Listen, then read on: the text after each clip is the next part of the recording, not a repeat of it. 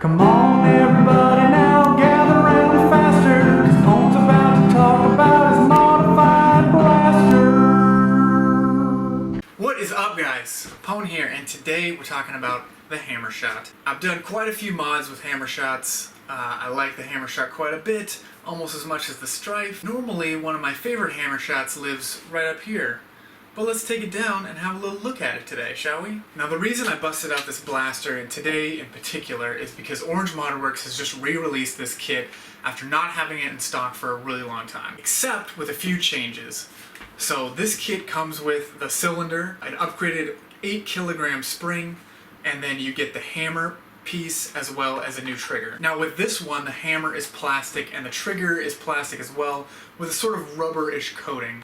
With the new kit, these things are actually going to be cast aluminum.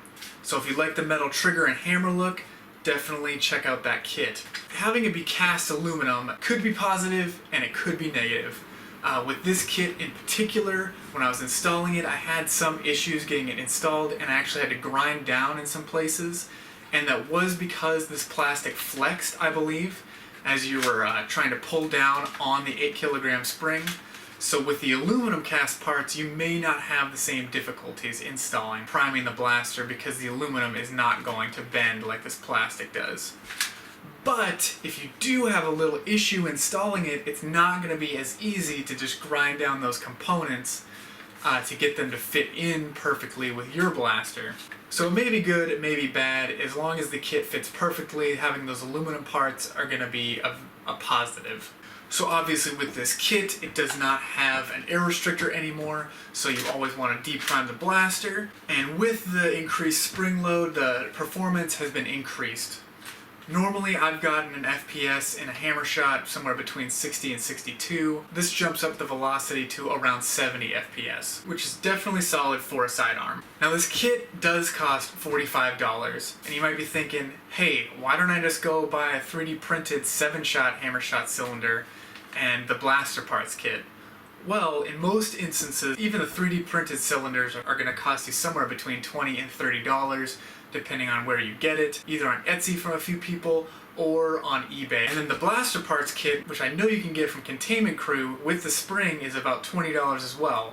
So when you add those two kits together, the price is pretty much exactly the same as this kit. You are missing out on one shot, but the cylinder, instead of being 3D printed, is cast, and so it's actually quite a bit nicer. As good as anybody's design is, 3D printing is never going to be as high quality or as reliable in the long run as something that's cast. My experience with 3D printing, this may not be the same as with everyone else. The teeth on the rotation mechanism tend to wear away when using a 3D printed Hammershot cylinder. This I've used for many months now, and I've never had a misprime with this thing even once. If there's one thing I hate in the Nerf world, it is the screamin' orange color on most of the Nerf blasters. And if something comes in a close second, it's painting internals in order to get away from that orange. This kit does everything I need it to do. Takes away any internal painting that's necessary, gives me a nice, cool looking cylinder,